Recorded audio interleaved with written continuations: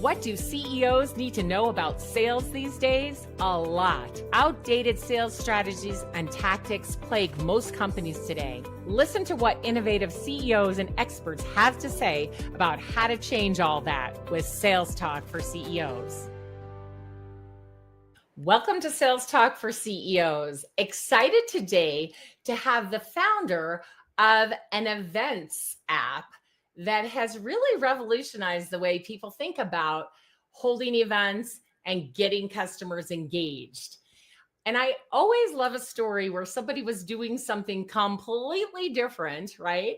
And then they find a new idea and launch it. So this is going to be a fun conversation today with Jonathan from Accelevents. Welcome to the show. Thanks for having me on.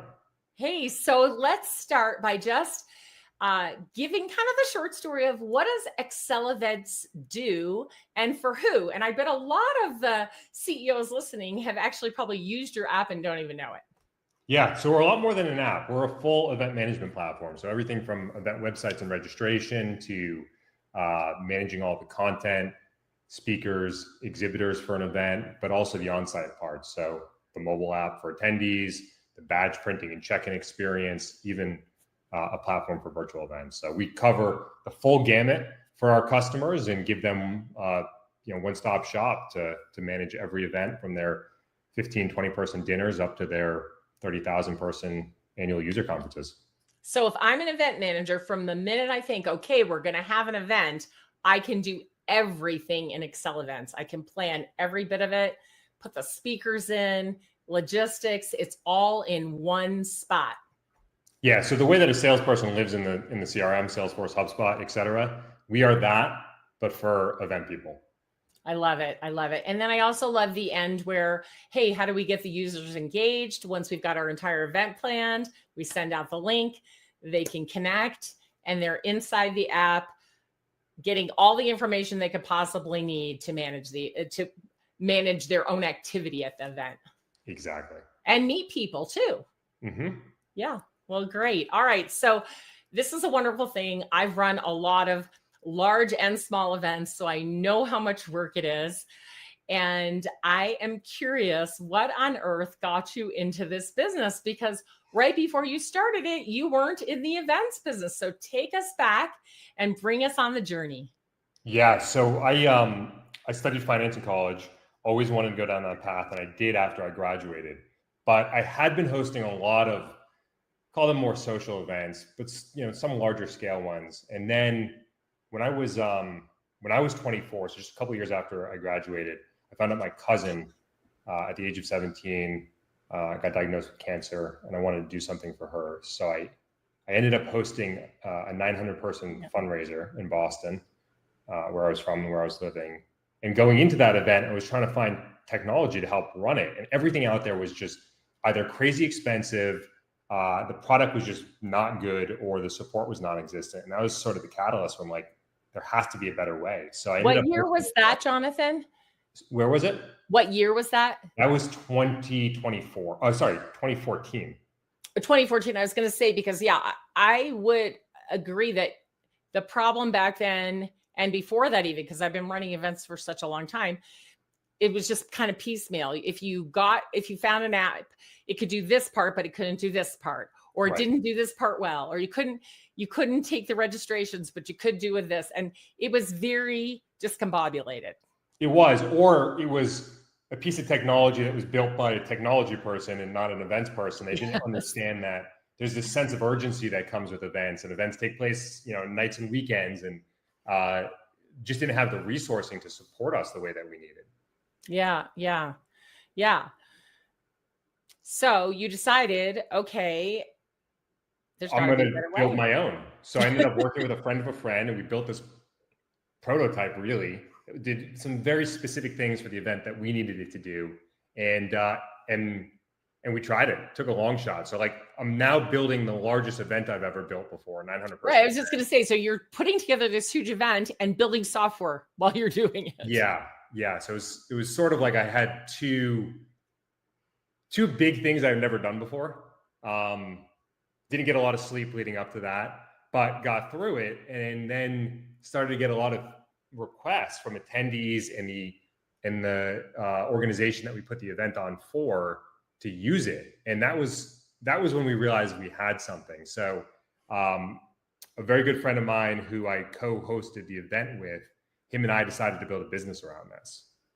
So we had let's see, the event was in November of 2014, and we incorporated in January, a month and a half later. Wow. Okay. Now you're still both working at your full-time jobs, right? As we continue to do for another 5 years. Well, For 5 years. I did. So him and I on the business side, he left the business probably 4 years after we launched. Still really good. I got his Christmas card yesterday. We're still very good friends. But he wanted to go in a different direction with his career, and to this day, I really respect and appreciate the fact that he came to me with that. And it was shortly after that I essentially doubled down and went full time with it. Wow. Okay. So here you are working a full-time job. You guys have built this, the first iteration anyway. I'm sure it's come a long, long way since then, right? And you did it because people were asking you, hey, where'd you get the software? Like, what is this? Can we use it? So how did you get your actual very first customer? I think it was SEO. I think it was actually an inbound. We had been dabbling with outbound, trying to figure that motion out, but there was only so much we could do because we were trying to outbound during business hours when we both had full-time jobs. So it essentially had to be inbound. One of the things that we leaned into very early on and very aggressively, though, was having this appreciation for the event space and realizing that the support needs to be there 24/7. We set up a chat widget on the site, and that was the thing that we would like. No matter what, we responded immediately, and we carry that today. Where we publish our response stats at the end of every month. Last month, I think our median response time was 16 seconds, initial response time, and then as we started to drive people to our website, we're able to convert those people that were just visiting our marketing site into a conversation, into a customer. Yeah, I mean that's excellent. And I don't know why everyone doesn't do that, honestly, because yes, the events business is 24/7, but if I'm a senior executive of a company or a CEO, and I'm looking for something that we need, some sort of software or hardware or something, when do I have time to do that? Not during my busy, crazy day when everybody's calling me or running in and out of my office. I have time to do that between 9 and midnight. And depending on what time zone you're on, right? You could be on that website at any time. And most of the time, there's no one there to help you. And that's really hard. And I think people just bounce right off of it because it's like, I need help now, right? So having that chat was genius back then. Right. And, it allowed us to get on the phone with them, but it set the tone for what the relationship was going to be. If support is bad pre-sale, it's only going to get worse. Yeah, 100%. All right. So you got this inbound lead. Can you tell us a little bit about it? Were you excited? What happened? $49 one-time payment. It was, I guess, it was in the summer. It's probably 6 months after we had incorporated. It took us a long time to get to a point where we were actually charging what we should have been charging. Probably 4 or 5 years of just completely undercharging. And frankly, that slowed our growth. It didn't give us any capital because we were bootstrapped, any capital to reinvest into the business, into the product, into marketing efforts. Maybe because of my age or, in hindsight, I don't know exactly what caused it, but we were just apprehensive to charge what we should have been charging. Yeah, pricing is hard, Jonathan. I mean, you kind of have to learn what the market will bear. And at that time that you started this, there wasn't anybody out there really doing the same thing. So it's what were they charging? Now, there was. What are they charging, There was, but I think we had it in our head that there was just such a delta, such a gap between what they were doing and what we were doing that we didn't deserve to charge that price point. But the reality is we did for a certain set of customers. certain set of customers we were a better fit for than this other product, they're going to pay the same regardless. And I don't think we realized that or appreciated that the way that we do today. But again, to your point, we're a very different company than we were back then. Today, 80% of our revenue is mid-market and enterprise, true mid-market enterprise customers with 6-figure contracts. Yeah. I mean, I think that, like I said, it's hard to know pricing at first. And a little bit is mindset, right? Like you even said, we didn't really think we could charge what they were charging because our product was not the same, a bit different, whatever. So that's interesting. All right. So maybe 4 or 5 years of undercharging for sure. So that first customer came and they told you what they needed and you okay. And they underpaid you and got the product and used it. How did that go? Was it exciting? Were they happy with it? What happened next? It could have gone better. Definitely could have gone better. I hadn't really built software that way before. So we learned a lot from that experience. But it was the beginning of things starting to build. And we were able to retain them because of the way we supported them and learned with them. And going back to the concept of being so responsive on the support side, it's not just for the sake of the customer and making them feel appreciated and that trusted and that you're there with them, but you learn so much as a result because they don't feel like they're sending a letter into a void. They know that there's somebody on the other end who's thinking about what they're saying, listening, acting, and adjusting the product accordingly. It's so important, right? And I think that is, for any founder, the first set of customers, right? It's okay, let's work on this together and get it improved to the point where it's going to really do what we want it to do.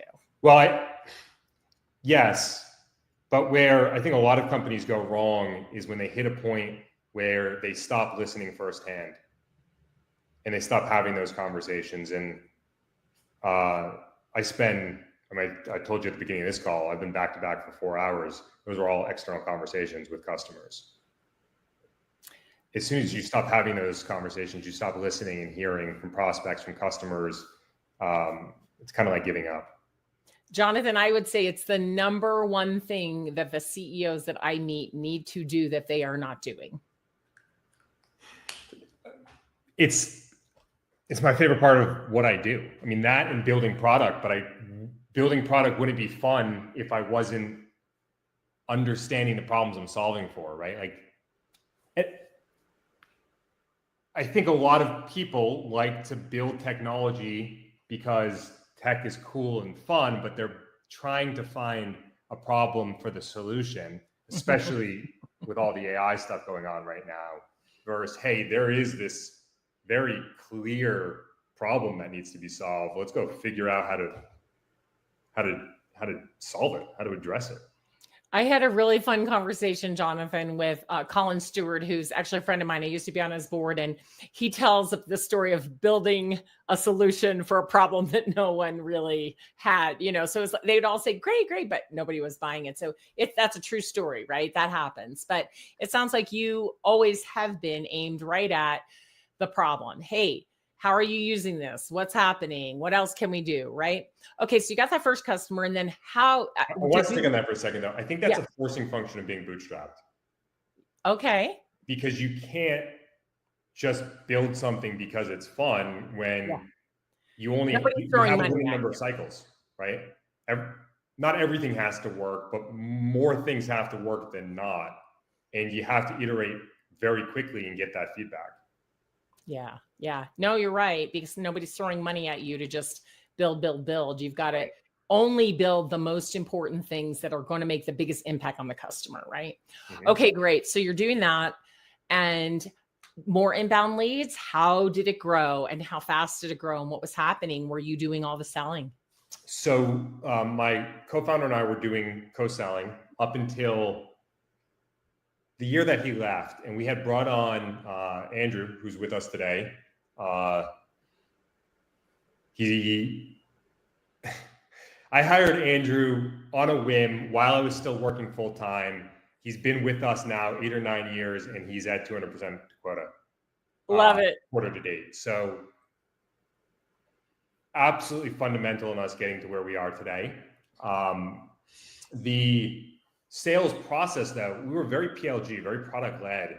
And it wasn't until 2020 that we shifted to a sales led motion. So it was all coming inbound based on the SEO you were doing, or word of mouth, or like what was driving the people to you? Pre-2020 was mostly SEO with a little bit of paid, a little bit of email. Since then, though, and we've dabbled with outbound a number of times. There's only one way that we've actually been able to make outbound work, and that's doing outbound to invite folks, a very specific set of people, to basically an executive experience, to a dinner or another sort of outing where they're with like-minded people. Just pure outbound, hey, let's book a demo, something like that has never been successful for us. No, but think about it. You're an events company. Why not have an event? Yeah, exactly. So we've been doing the past couple of years a series of dinners with partners throughout the US. We also do events on the back of industry events, and we'll get anywhere between like 22 to 38, 40 people in the room, no pitching. But in our space, there's not, a given company is going to have one head of events or one VP of events. They don't have a peer within their company to come, sort of camaraderie with. And what we can do is bring those folks together where they can share their pains, their stories, their wins, and have that conversation and do it at a nice restaurant. But they're very responsive to that. Even when somebody's like, hey, I can't make it, they'll even respond saying, but you know what, let's set up a call. So that motion for outbound has been quite successful for us. Yes. I mean, I've been hearing, right, from people that we have to be more creative and do different things. I've always felt that way. But now that pure cold outreach is just not giving us the results. I mean, it really hasn't been for a long time, Jonathan, right? I mean, you've heard it. We've all heard it. Just the results are just so minimal from pure outbound. But when you invite people to something special, right? And the bonus for these event people, like you're saying, is I get to meet other people like me that I've never met before from really cool companies and share ideas, right? And then they can become friends and they might meet again. It's more than just, hey, Accelevents invited me to a dinner. It's, I get to meet my peers. I get to have great conversations. And then, of course, a good percent of them are going to be interested. What would you say? Because I mean, I love this, right? You can set these up in every different city and invite people from the companies that you want. Not that hard and really not that expensive compared to going to a trade show that could cost hundreds of thousands of dollars, right? Yeah. I mean, if you're paying hundreds of thousands of dollars to be at a trade show, then maybe reevaluate that spend. But yes, it's very inexpensive. So for a given dinner, we'll spend between $200 to $300 per head who's attending. Obviously, we have our travel costs to get out there. But in a given city, that gives us 300 or so, 400 people that we can reach out to that fall within our ICP. Yeah. Yeah. Amazing. Right. And people are just so concerned about volume, but when you just turn the volume down and focus on the quality, everything improves. Right. And what do you have? I'm sure you do have a good idea of what your close rate is on and what the timeline is. So somebody you've never met before, you're in a city, you invite them, they come to your event, they have a wonderful time, they meet other people. What happens next? Yeah. So there's kind of a couple of categories. There's existing customers, which obviously any city we're in, we're going to invite them because they're advocates to the prospects that are in the room. Then there's the prospects, the pipeline accelerators. That's where like there's the most clear line to revenue. I mean, yeah, you could say with the existing customers, there's the retention play. But then there's the people that are frankly cold before coming to that dinner. And we're not looking for like a 30-day or even a 90-day attribution window from somebody attending one of those dinners to converting. Because a lot of the times in our industry, people are in multi-year contracts, and that's okay. But we need to get on their radar and make sure that they know there's a better way than what they're doing right now. So that when they start to evaluate contract renewal with their existing vendor, we're in the consideration set. And because it's been only a little over 2 years that we've been doing this, we're now starting to see more and more pipeline attributed to those past dinner attendances. Yeah. How long have you been doing the dinners? Just over 2 years. Yeah, perfect. So absolutely, this is like now you really should start to see people coming, right? Yeah. I mean, it's and it really started like 2 quarters ago where we started to, each quarter see more and more folks who were directly attributed to having attended a dinner in the past. Wow. And then besides that, the rest is coming inbound? Yeah, almost entirely. Wow. All right. Yeah, inbound referral, word of mouth, but that's sort of all inbound. Yeah, word of mouth, absolutely. People use your product, love it, and tell somebody else about it, or move to another company and want to bring it in there, right? That is the channel that we're working on right now from an outbound perspective. Yeah, that is a great channel for outbound. You're using LinkedIn Navigator to track them, right? We use a mix of Navigator, Clay, and exploring the HubSpot job changing report. Yeah. Okay, great. Because I mean, it's so easy to, well, at least a Navigator to just, make your list and see, and then it just. It is, but it's very hard to automate. That's the problem with LinkedIn, period. Exactly. But we won't go there right now. We had been doing it manually in Sales Navigator, but trying to scale that initiative. Okay, so yesterday I was on a training program on like advanced LinkedIn Navigator stuff. And the woman who was teaching it was using a tool. I cannot remember the name right now, but I promise I'll send it to you. And everyone, I'll put it in the show notes so that you can see it, because it was giving you a way to track. And it was really simple. So I'll send you that. Okay, so we've got... actually, let's stick on this for 1 second. So there's a tool that we use with LinkedIn, doesn't require a Navigator, called HubLead. So for all of these dinners, we are sending emails, but we start with LinkedIn. So we'll build our list in LinkedIn. We build our list in our CRM first with existing customers. Yes.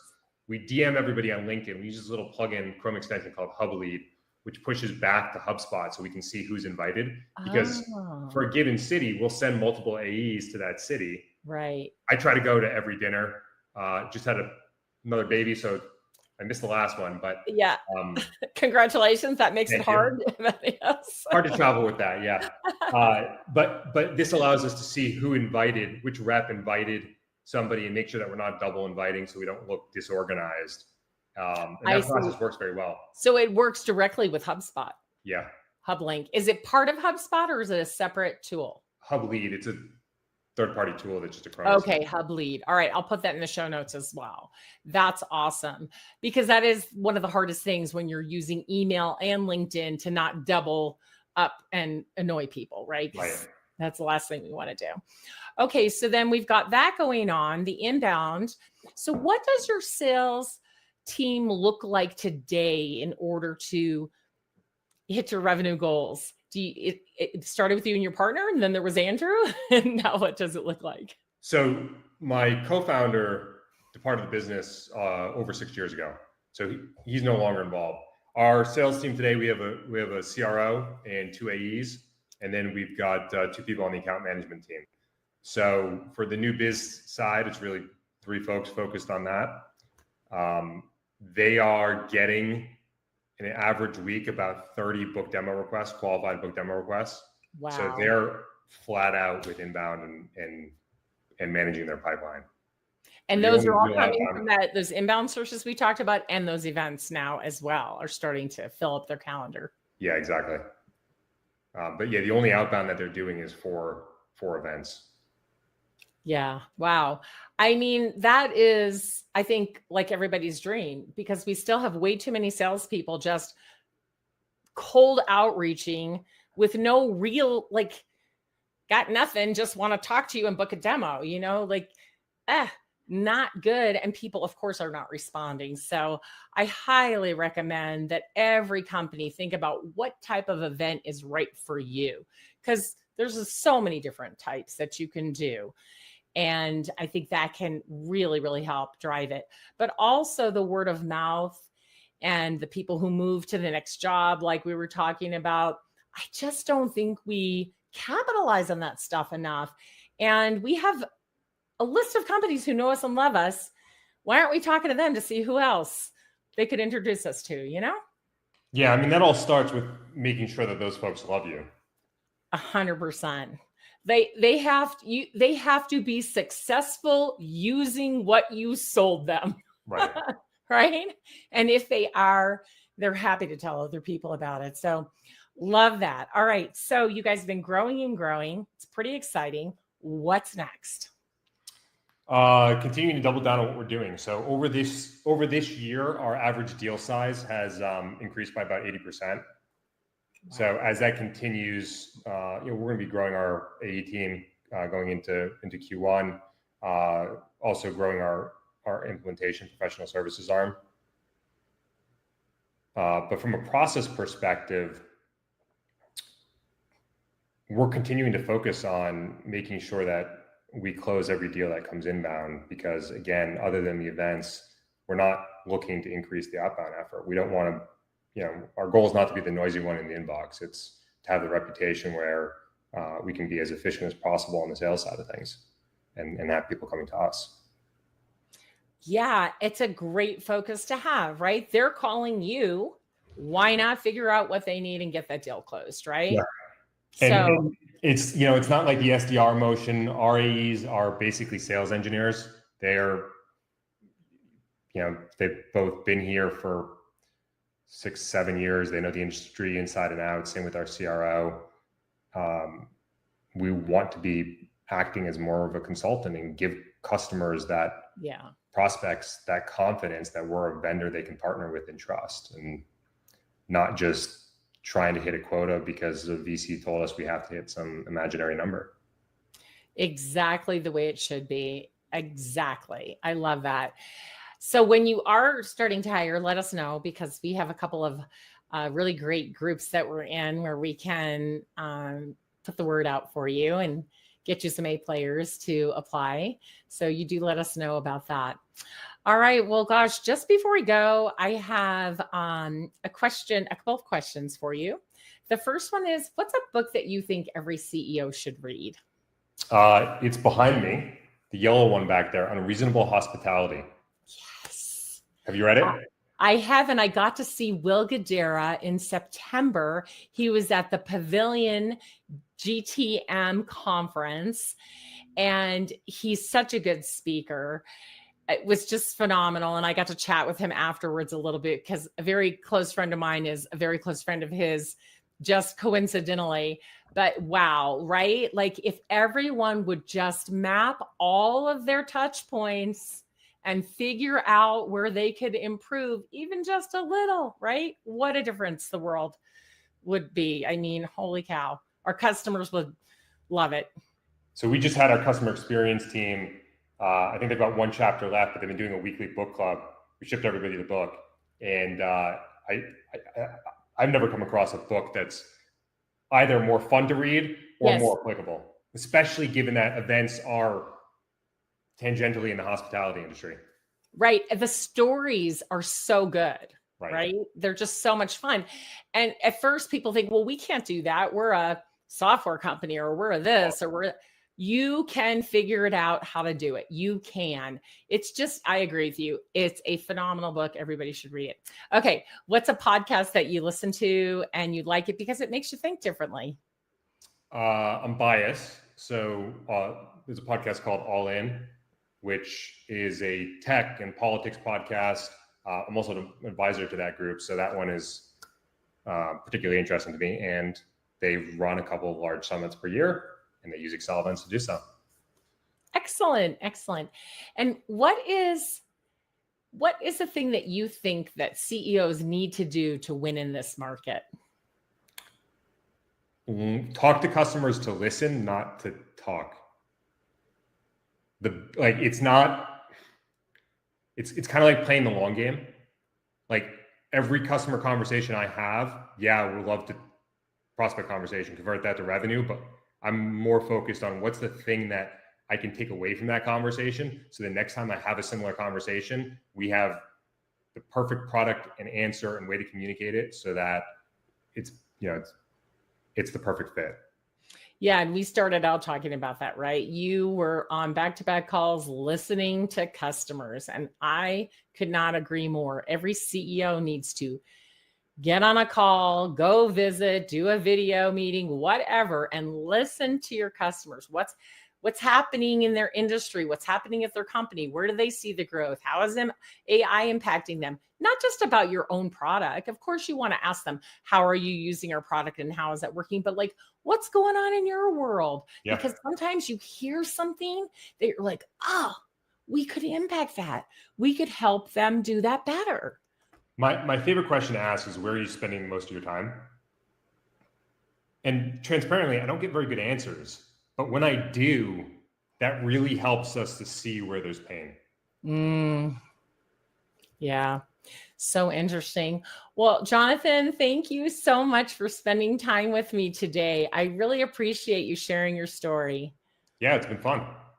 If you enjoyed the show, please like and subscribe, and we'll see you next week.